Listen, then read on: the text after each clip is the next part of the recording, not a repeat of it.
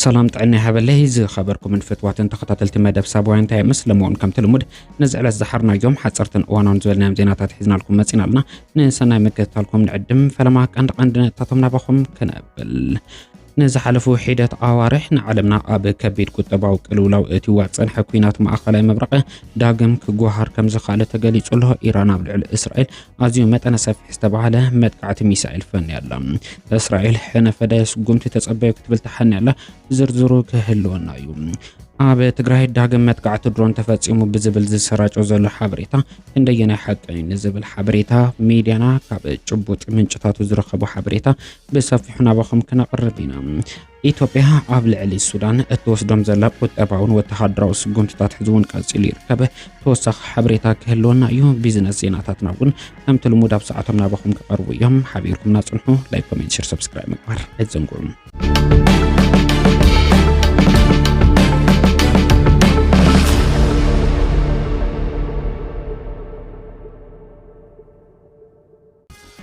بيت صحفة داغم هنصتن حويتن تግራይ ኣብ ወረዳ ራያ ዓዘቦ ጣብያ ወራብያን عشال ከተማ ክኩፍቶን ክሰርሖ ዝጸንሐ ትካል ትምህርቲ ከይዲ ህንጸቶም በመዛም ንማሕበረሰብ እቲ ከባቢ ግዝያዊ ርክክብ ፈጺሙ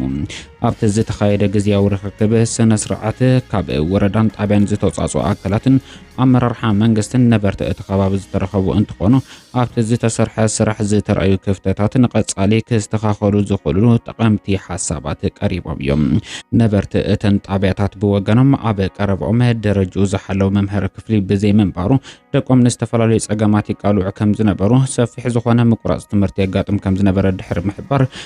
ዝግና በቲ ፕሮጀክት ኣቢሎም ብዝረኸቡ ዕድል ተጠቀምቲ ክኾኑ ዘኽእለ ምዃኑ ተዛሪቦም ኣለዉ ቤት ዳግመ ህንጸትን ሕውየትን ትግራይ ኣብ ኩለን ጣብያታት ወረዳ ራያ ዓዘቦ ብሳንኪ ኣብ ክልልና ብዝነበረ ኩናት ስዒቡ ኣብ ልዕሊ ዝተፈላለዩ መሰረተ ልምዓት ንዝበጽሐ ዕንወት መተክእ ዝኸውን ትካላት ኣብያተ ትምህርቲ ትካላት ጥዕና ጣብያ ሓዊሱ ትካላት መስተማይን ልዕሊ 337 ሚልዮን ብር بممداب ዝተሰርሑ ስራሕቲ ንተጠቀምቲ ማሕበረሰብ ኣብ ምርካብ ዘሎ እንትኸውን እቲ ሕዚ ዝተፈጸመ ከይዲ ርክብ ድማ መቐጸልታ ናይቶም ኣብ ዝቐረባ መዓልታት ዝተኻየዱ ርክባት ከም ዝኾኑ ካብ ቤት ጽሕፈት ዳግመ ህንጸትን ሕውየትን እታ ወረዳ ዝተረኸበ ሓበሬታ የመላኽት ክብል ጸብጻብ ጉዳያት ኮሙኒኬሽን ወረዳ ራያ ዓዘቦ የመላኽት إيران أب لعل إسرائيل زقنع دبدب ميسائلات كايدا أب زحز وانا أب ما أخلا مبرع زل وطري ناب زل على درجة داغم كسجاجر كإلي ركب إيران بقتها ناب إسرائيل زقنع دبدب ميسائلات كم زكايدته صبصبات مدبر تلفزيون الجزيرة يحبروا أفنيا سراويت إسرائيل أبزحابو مجلس كاب إيران ناب إسرائيل ميسائلات تتكوشو ملو كبل أرجاجي سلو بسنكز دما أب ملا تهاجر كاب دو إسقع سمين كمون أب وانا كتما تيل أفيفن يروسالم دمس متنقطع سايرن يسمع كم زعله نمفلا تخيل لهم حزب إسرائيل أب وحس مع قبوطات كتصنح زي تعزز قوون كله سرعة مكلخال أي إسرائيل نتوم زما زلو ميسائلات نمكان أب سرح توافرهم كم زركبو تجلسلهم أب سمايات كتما إسرائيل برتو دمس توكسي نتوكتن مكلخال ميسائيل يرى كم زلو كابت بوتا زرقو حزل حبريتا مسلطات مردات ملاختهم هذه مدقعة إيران دحرتي أب سوريا زركب إمباس إيران زتفصم مدقعتي مقتل العلوة مرحتي سراويت إيران صعبو زمص خوينو إيران نتي مدقعتي حنا كنفدينا بالفكرة من برا زذكر يوم عالم لخاو جبر مرسم منجست أمريكا نزكونتات بقرباي كتاتلو كم زلو إسرائيل أب مكلخال مولو دقاف كم ذهب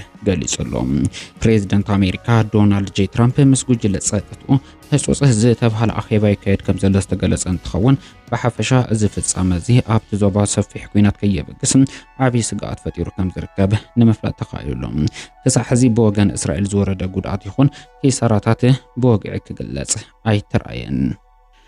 መንገድ አየር ኢትዮጵያ ትኬት በዶላር ክሽየጥ በመወሰኑ ቁጠባውን ሕጋውን ጸገማት ፈጢሩ መንገድ አየር ኢትዮጵያ ኣብ ሱዳን ዝሸጦ ትኬታት በረራ ብናይ ኣሜሪካ ዶላር ጥራሕ ክኸውን በመወሰኑ ኣብቲ ሃገር ሩኡይ ቁጠባው ስክፍታታት ይፈጥር ከም ዘሎ ጸብጻብ ሱዳን ትሪቡን አመላክቱሎም እዚ ውሳነ ብፍላይ ኣብዚ ሕዚ እዋን ሱዳን ብሰንኪ ውሽጣዊ ኩናት ዝኸፈ ቁጠባዊ ቅልውላው ኣብ እትርከበሉ ዘላ እዋን ምውፁእ ድማ ነቲ ኩነታት ዘያገናዘበ ምዃኑ ተሓቢሩሎ መንገዲ ኣየር ኢትዮጵያ ክፍሊት ትኬት ብዶላር ጥራሕ ክኸውን ምሕታቱ ነቲ ድሮ ተዳኺሙ ዘሎ ፓውንድ ሱዳን ዝያዳ ጸቕጢ ይፈጥረሉ ከም ዘሎ ዝተገለጸ እንትኸውን ተጓዓዝቲ ዶላር ንምርካብ ናብ ጸሊም ዕዳጋ ክኸዱ ስለ ዝተገደዱ ዋጋ ዶላር ኣብ ዕዳጋ ሱዳን ክንህር ከም ዝተገደደ ተሓቢሩሎ እዚ ድማ ማእኸላይ እቶት ዘለዎም ዜጋታት ሱዳን ናይ ምጉዓዝ ዓቕሞም ክድርቶ ከም ዝኽኣለ ወሲኹ ተሓቢሩሎ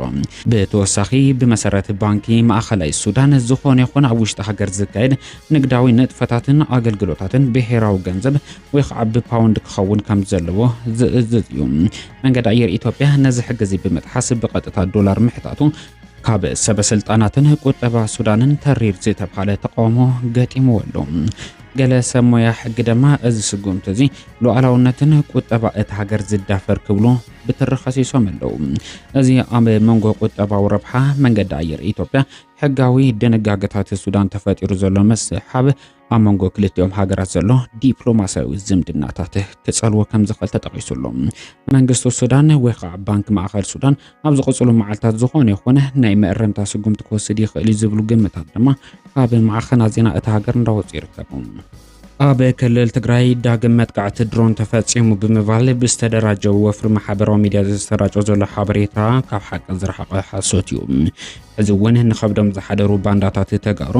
ኣብ ከባቢ ሸራሮ ናብ ሱዳን ክሰግሩ ዝፈተኑ ሓይልታት ሰራዊት መከላኸሊ ትግራይ ዳግም ብመጥቃዕቲ ድሮን መስዋዕቲ ከፊሎም ዝብሉ ብዕራይ ወለደ ሓበሬታ እንዳሰራጨው ይርከቡ ኣብቲ ናብ 29 ጉንበት 2018 ዓመተ ምህረት ብኣቆጻጽራ ዘወግሕሊ 96 ፈረቓን ድሕሪ ዝተፈጸመ ናይ ድሮን መጥቃዕቲ ብድሕሪኡ ዝተፈጸመ ዝኾነ ይኹን ናይ ድሮን መጥቃዕቲ ከም ዘየለ ንምፍላጥ ተኻይዱሎ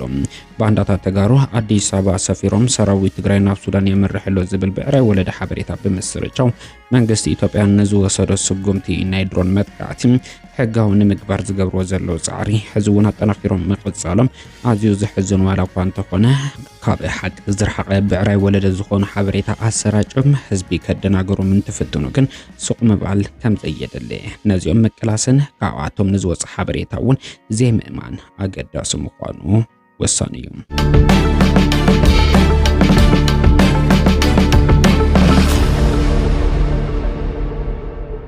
بتمساسالي ناي بيزنس زينا ኣብ ማእኸላይ ምብራቕ ብዝተወልዐ ሓድሽ ኩናት ምኽንያት ዋጋ ነዳዲ ብ4.4 ወሰኽ ብምርኣይ ሓደ ድፍድፍ በርሜል ነዳዲ ብ$97.25 እንዳተሸጠ ይርከብ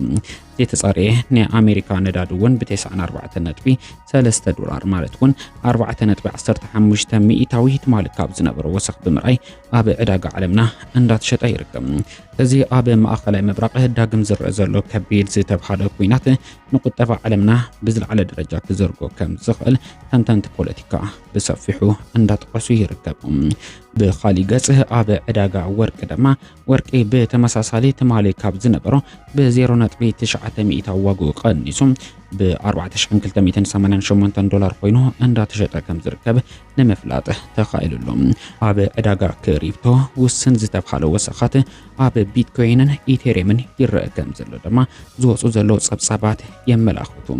በዚ መሰረት ብ$0.5 ወሰኽ ዘርኢ ቢትኮይን ብ$63,170 እንዳተሸጠ ከም ዝርከብ ንምፍላጥ ተኻኢሉሎ ብ$1.4 ክውስኽ ዝተረኣየ ኢቴሪየም ድማ መሸጢ ዋጋኡ $1,664.8 ኮይኑ ውዒሉሎ ኣብ ዕዳጋ ተመን ሸርፎ ወፃኢ ኢትዮጵያ $1 ኣብ ባንክታት ኢትዮጵያ ብ$159.6 ብር ተዓዲጉ ብ$162 ብር እንዳተሸጠ ይርከብ ናይ ውልቀ ትካላት ፎሬክስ ኣብ ኢትዮጵያ $1 ብ$177 ብር እንዳዓደጉ እስከ $180 ብር ይሸጡ ከም ዘለው ክፍለጥ ተኻኢሉሎም